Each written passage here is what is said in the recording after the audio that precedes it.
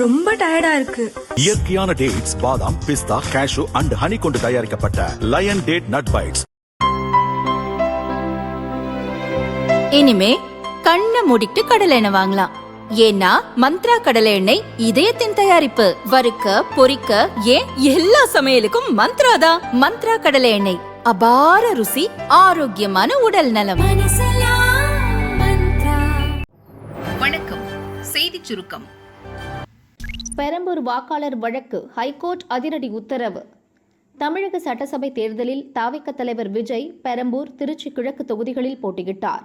தனக்கு 645 கோடி ரூபாய் சொத்துக்கள் இருப்பதாக வேட்புமனுவில் விஜய் குறிப்பிட்டிருந்தார். மனைவி சங்கீதாவுக்கு 12 கோடியே 60 லட்சம் ரூபாய் கடன் கொடுத்திருப்பதாகவும் வேட்புமனுவில் கூறியிருந்தார். அது பற்றி ஆய்வு செய்ய கோரி சென்னை ஹைகோர்ட்டில் பெரம்பூர் தொகுதி வாக்காளர் வெங்கடேஷ் வழக்கு தொடர்ந்தார். உண்மை விவரங்களை வேட்புமனுவில் மறைப்பது தேர்தலில் மோசடி செய்வதற்கு சமம். எனவே விஜய் வேட்புமனுவை கோர்ட் ஆய்வு செய்து உரிய உத்தரவை பிறப்பிக்க வேண்டும் என மனுவில் வெங்கடேஷ் வலியுறுத்தியிருந்தார். வழக்கை தலைமை நீதிபதி தர்மாதிகாரி தலைமையிலான அமர்வு இன்று விசாரித்தது. வாக்காளர் வெங்கடேஷ் மனுவை தள்ளுபடி செய்து நீதிபதிகள் உத்தரவிட்டனர். இதே கோரிக்கையுடன் தாக்கல் செய்யப்பட்ட இன்னொரு வழக்கை ஏற்கனவே ஹைகோர்ட் தள்ளுபடி செய்துள்ளது. அதனால் இந்த வழக்கை விசாரணைக்கு ஏற்க முடியாது என கூறி மனுவை தலைமை நீதிபதி தலைமையிலான அமர்வு தள்ளுபடி செய்தது. சென்னை ஹைகோர்ட் உத்தரவு விஜய்க்கு நிம்மதியை அளித்துள்ளது. ஸ்டாலினுடன் கைகுலுக்க முண்டியடித்த மக்கள், செல்ஃபி எடுக்க ஆர்வம்.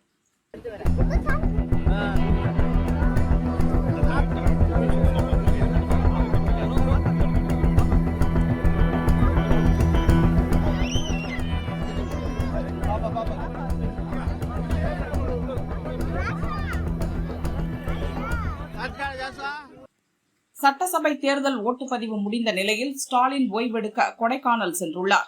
தினமும் காலையில் நடைபயிற்சியின் போது அவர் மக்களை சந்தித்து வருகிறார்.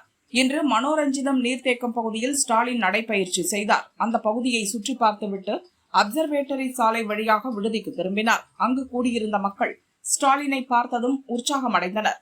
வாகனத்தை நிறுத்திய ஸ்டாலின் அங்கிருந்த பெண்கள், குழந்தைகளுடன் கைகுலுக்கி மகிழ்ந்தார்.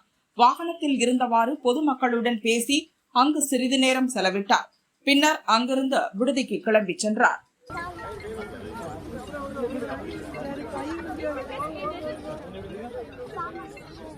ராஜபாளையத்தில் பஸ் பிரச்சனை, பொங்கி எழுந்த பயணிகள்.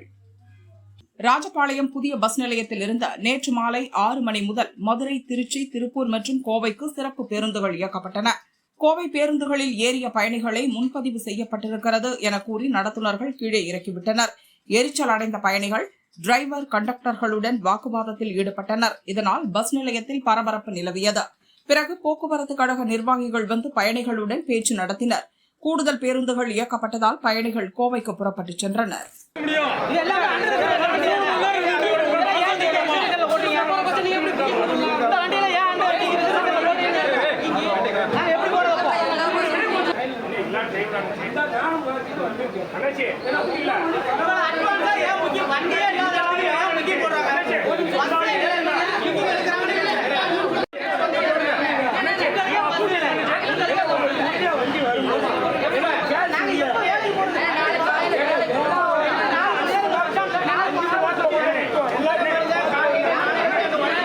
திமுக நிர்வாகி நெஞ்சுவலி டிராமா, கண்டுபிடித்த நீதிபதி அதிரடி உத்தரவு.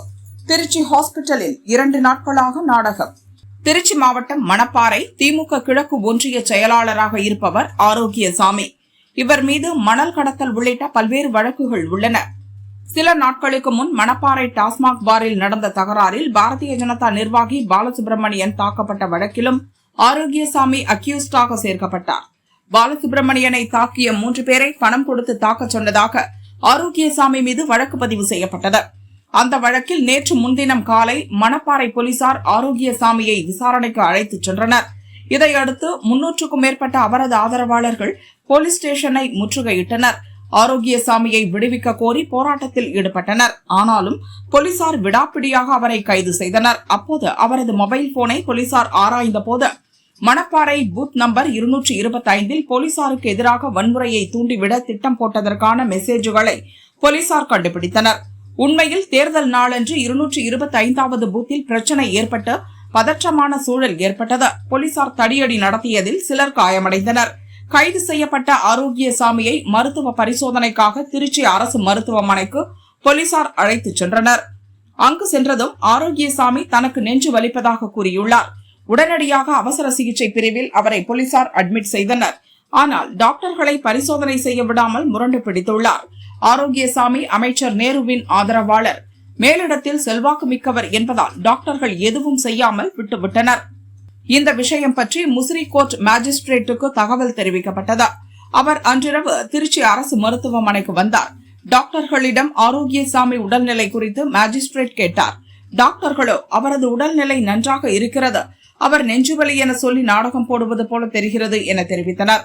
இதையடுத்து ஆரோக்கியசாமியிடம் வந்த மாஜிஸ்ட்ரேட், உங்களுக்கு உடல்நலம் சரியாக இருந்தால்தான் ரிமாண்ட் செய்து பெயில் தர முடியும் என கூறினார். மாஜிஸ்ட்ரேட் இப்படி கூறியதும் அதுவரை நெஞ்சு வலிப்பதாக கூறிய ஆரோக்கியசாமி, நான் நல்லாத்தான் இருக்கேன், லேசாதான் நெஞ்சு வலிச்சது என ஆந்தர் பல்டி அடித்துள்ளார். இதை கேட்டு முசிறி கோர்ட் மாஜிஸ்ட்ரேட் ஆரோக்கியசாமி நெஞ்சு வலிப்பதாக நாடகம் நடத்தியதை புரிந்து கொண்டார். அவரை 15 நாட்கள் நீதிமன்ற காவலில் வைக்க உத்தரவிட்டார். மாஜிஸ்ட்ரேட் உத்தரவை கேட்டதும் ஆரோக்கியசாமி மீண்டும் நெஞ்சு வலிப்பதாக கூற துவங்கினார். இதனால் அவருக்கு மருத்துவ பரிசோதனைகளை டாக்டர்கள் எடுக்க துவங்கினர். கடந்த 2 நாட்களாக திருச்சி அரசு மருத்துவமனையில் ஆரோக்கியசாமி சிகிச்சை என்ற பெயரில் தொடர்ந்து தங்கி இருக்கிறார். மணப்பாறை ஒன்றிய செயலாளர் கைதானதும் நெஞ்சுவலி டிராமா போட்ட விவகாரம் திருச்சி அரசியல் வட்டாரத்தில் பரபரப்பாக பேசப்படுகிறது. அந்நிய நேரடி முதலீட்டை தொடர்ந்து ஈர்க்கும் இந்தியா குவிந்தது ரூபாய் 8.18 லட்சம் கோடி.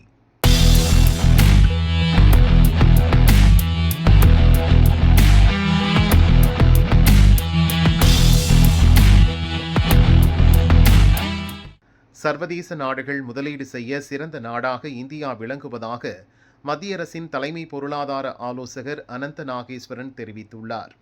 கடந்த 2025-2026 நிதியாண்டின் ஏப்ரல் பிப்ரவரி காலகட்டத்தில் மட்டும் நம் நாட்டில் 8.18 லட்சம் கோடி ரூபாய் நேரடி அந்நிய முதலீடு குவிந்துள்ளது. நிதியாண்டின் முடிவில் இது 8.37 லட்சம் கோடியை எட்டும் எனவும் எதிர்பார்க்கப்படுகிறது. கடந்த 4 ஆண்டுகளாகவே 6.51 முதல் 7.44 லட்சம் கோடி ரூபாய் என்ற அளவில் இருந்த அந்நிய நேரடி முதலீடு இம்முறை கணிசமாக உயர்ந்துள்ளது என நாகேஸ்வரன் கூறினார்.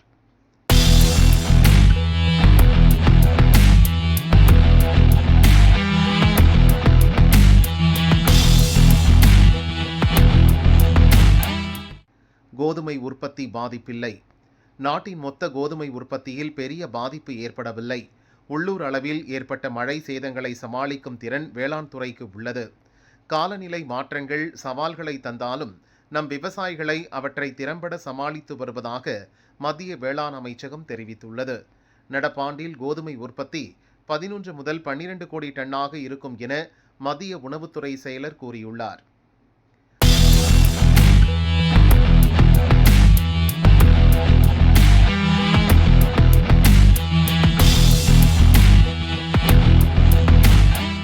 வங்கி ஊழியர்களுக்கு ஜாக்பாட்.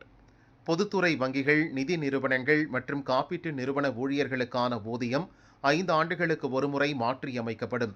அதன்படி அவர்களுக்கான அடுத்த ஊதிய உயர்வு 2027 நவம்பர் 1 அமலுக்கு வரும்.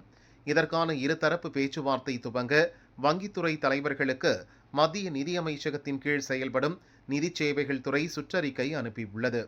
அதன்படி பேச்சுவார்த்தை நடைபெற்று உடன்பாடு எட்டப்பட்டால் பொதுத்துறை வங்கி, நிதி நிறுவனங்கள், காப்பீட்டு நிறுவனங்களுக்கு விரைவில் ஊதிய உயர்வு குறித்த அறிவிப்பு வெளியாகும் என எதிர்பார்க்கப்படுகிறது.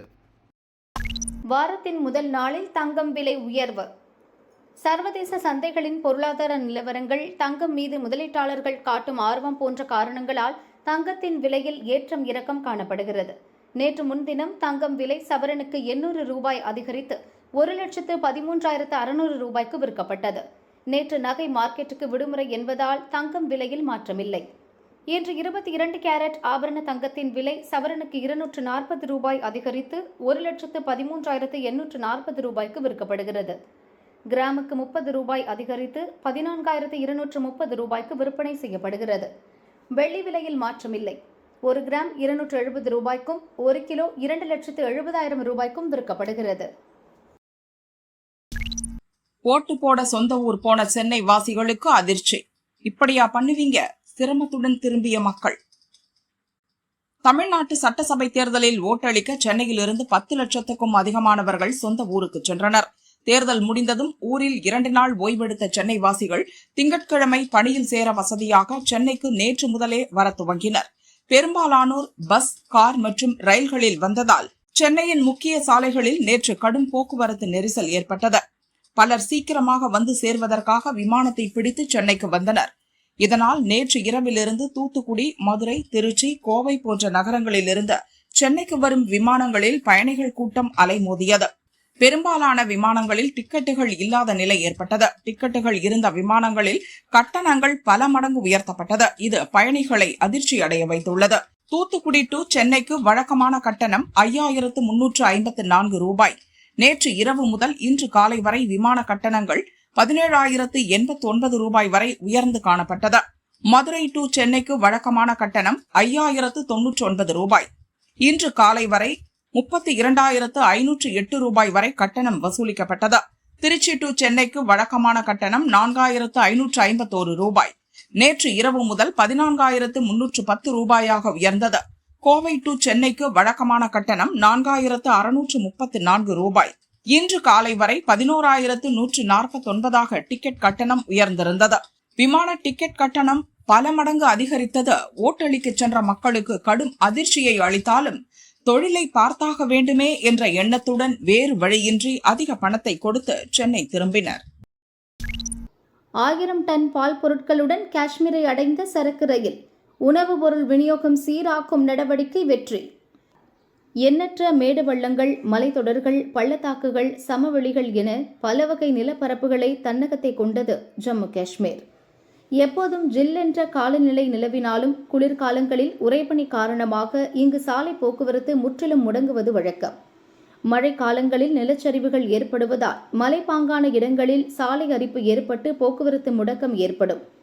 மோசமான வானிலையால் ஹெலிகாப்டர்கள் பறப்பதும் சவாலானதாகவே இருக்கும். எனவே நாட்டின் பிற பகுதிகளில் இருந்து காஷ்மீர் மக்களுக்கு தேவையான உணவுப் பொருட்களை கொண்டு சேர்ப்பது பல ஆண்டுகளாக கடும் சவாலாக உள்ளது. மழை, குளிர்காலங்கள், அவசர தேவை ஏற்படும் நாட்களில் போதிய உணவு, மருந்து பொருள் கிடைக்காமல் காஷ்மீர் மக்கள் தவிப்பது தொடர்கதையானதால் சரக்கு போக்குவரத்தில் காஷ்மீரை தேசிய நீரோடையில் இணைக்கும் முயற்சியாக நாட்டின் பிற பகுதிகளுடன் ஜம்மு காஷ்மீரை ரயில் மூலம் இணைக்க மத்திய அரசு நடவடிக்கை எடுத்தது. அதன்படி கடினமான பாதைகளிலும் ரயில் தண்டவாளங்கள் அமைக்கப்பட்டு ரயில் போக்குவரத்து துவங்கப்பட்டது. தொடர்ந்து வந்தே பாரத் உள்ளிட்ட ரயில்களின் இயக்கம் துவங்கியது. இதன் மூலம் பயணிகள் போக்குவரத்து முதலில் சீரானது. இந்நிலையில் குஜராத்தின் லிஞ்ச் பகுதியில் இருந்து அமுல் நிறுவனத்தின் பால், பால் பவுடர், வெண்ணெய், தயிர், மோர், லசி, பன்னீர் உள்ளிட்ட உணவுப் பொருட்கள் ஏற்றி சென்ற சரக்கு ரயில் காஷ்மீரை சென்றடைந்தது. இதன் மூலம் ஜம்மு காஷ்மீருக்கு தேவையான அத்தியாவசிய பொருட்களுக்கான தடையற்ற விநியோகம் உறுதி செய்யப்பட்டுள்ளதாக அதிகாரிகள் மகிழ்ச்சி தெரிவித்துள்ளனர். இந்த ரயிலில் 1000 டன் எடையிலான பால் பொருட்கள் குஜராத்தில் இருந்து காஷ்மீர் சென்றடைந்துள்ளதால் மத்திய அரசின் முயற்சி மாபெரும் வெற்றி பெற்றுள்ளதாக ரயில்வே அதிகாரிகள் கூறினர். இனிவரும் காலங்களில் சரக்கு ரயில் போக்குவரத்து மூலம் காஷ்மீருக்கும் நாட்டின் பிற மாநிலங்களுக்கும் இடையே வர்த்தகம் பெருகும். காஷ்மீர் மக்களின் பொருளாதாரம் மேம்படுவதோடு அவர்களின் அத்தியாவசிய தேவையும் பூர்த்தியாகும். பிற மாநிலங்களைச் சேர்ந்த வர்த்தகர்களுக்கும் காஷ்மீருக்கு பொருட்களை அனுப்பி வைத்து வணிகத்தை பெருக்கும் வாய்ப்பு கிடைக்கும் என காஷ்மீர் மக்கள் மகிழ்ச்சியுடன் கூறினர். சர்வதேச செஸ் போட்டி சென்னை வீரர் முதலிடம். திருவாரூர் மாவட்ட சதுரங்க கழகம் சார்பில் சர்வதேச அளவிலான செஸ் போட்டி திருவாரூரில் நடந்தது. இதில் நெதர்லாந்து, செஷல்ஸ் உள்ளிட்ட வெளிநாட்டினர், தெலுங்கானா, கர்நாடகா போன்ற மாநிலங்களில் இருந்தும் போட்டியாளர்கள் கலந்து கொண்டனர். தமிழகத்தில் இருந்து திருச்சி, கோவை, சென்னை, திருநெல்வேலி உள்ளிட்ட மாவட்டங்களில் இருந்து 500க்கும் மேற்பட்டவர்கள் பங்கேற்றனர். 9 சுற்றுகளாக போட்டி நடந்தது. இதில் சென்னையை சேர்ந்த சாம் முதலிடம் பிடித்தார். கோவையை சேர்ந்த நிர்மல் 2ஆம் இடமும், தெலுங்கானா கிரிநாதன் 3ஆம் இடமும் பிடித்தனர். வெற்றி பெற்றவர்களுக்கு 2 லட்சம் ரூபாய் மதிப்பிலான ரொக்க பரிசுகளும் கோப்பைகளும் வழங்கப்பட்டன.